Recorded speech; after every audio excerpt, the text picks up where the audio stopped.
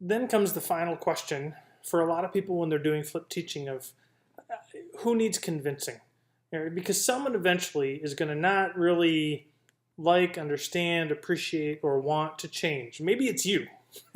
but here's where it normally goes down to. First and foremost, administration. If you need to convince your administration, first thing, get in touch with other people who have been doing it and have them help to communicate with your administrator. But the idea is this: it is not taking you out of the classroom; it's redirecting you from the classroom to the home, and you're actually being more relevant in their home than you used to be when they would just be looking at a textbook. All right. If it's a matter of money, looking at what are the costs and what's actually going to come down to for utilizing it in the classroom. For administrative purposes, it's convincing them, as if you watch any of my other videos, you're actually increasing contact time. So in a 40-minute time period in class when they're working on problem sets, you have a chance to connect individually with all 30 kids in your class, give or take depending on how big classroom you have. Or maybe every other day you can hit every single one. Now, in a previous method or a previous way of having a classroom, it may have been more difficult to have that one-on-one time with everybody in such a short amount of time. So you're increasing contact, influence, and then the thing that I didn't realize is I'm actually saving time. For example, let's say after a test, what do you give for homework that night? Maybe you have them read, or maybe you give them nothing. See, me personally, after an assessment, they're watching the first video of the next set or the next instructional period. So instead of missing that one night, multiply that over 12, 13, 14, 15 chapters. That's 12 extra days of contact that you're going to have in getting material done. So you can get through more material. You're going to have greater connection with the kids. And you're going to be able to have, hopefully, a greater depth of question and answering going on in a classroom. Invite your administrator in to see it in action after you've given it a try. All right? Who else do you need to convince? Probably the biggest one. You convince the kids. I spend the first few days of class walking through exactly how it's done and showing them that the reality of having the ability to pause me and stop me from talking is in their hands. And they don't really get it until they start practicing it and they start doing it and they realize how much more they can get out of a lecture when they have a chance to stop and write things down. Because when I would lecture in the past, if I wasn't writing things down, they wouldn't get it. Or maybe even when I was writing things down, they weren't getting it. But walking them through step by step in that process. All right, and parents. Arguments that I heard from parents my first year is, why are we getting someone else to teach our kids? Like, can't I just do that at home?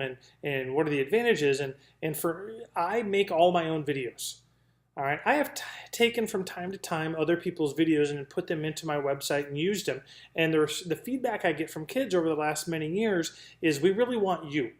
Now, I would love to think that it's really about me because I am narcissistic, like I think everybody who is a little more self-aware is. We all are.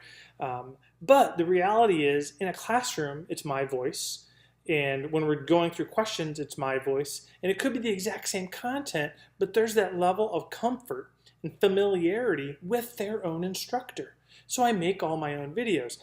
Plus, I don't have the time to go find exactly the right video that someone else made that covers all the things that I want to cover. It's quicker and easier for me to do it myself. So they're not getting someone different. They're getting me, exactly me. But what they're getting, and then it's just like the administration, they're getting more one-on-one time with their kids, with the instructor in the classroom. I have heard also, when this has been done at the middle school, it's kind of like the No More Tears. I think that was Johnson & Johnson baby shampoo. But the idea of no more tears is that when that kid is at home trying to do problems that they don't know how to do, and then they start crying and they go to their parents, and the parents are trying to remember, do they even remember doing this when they were in middle school or high school or earlier?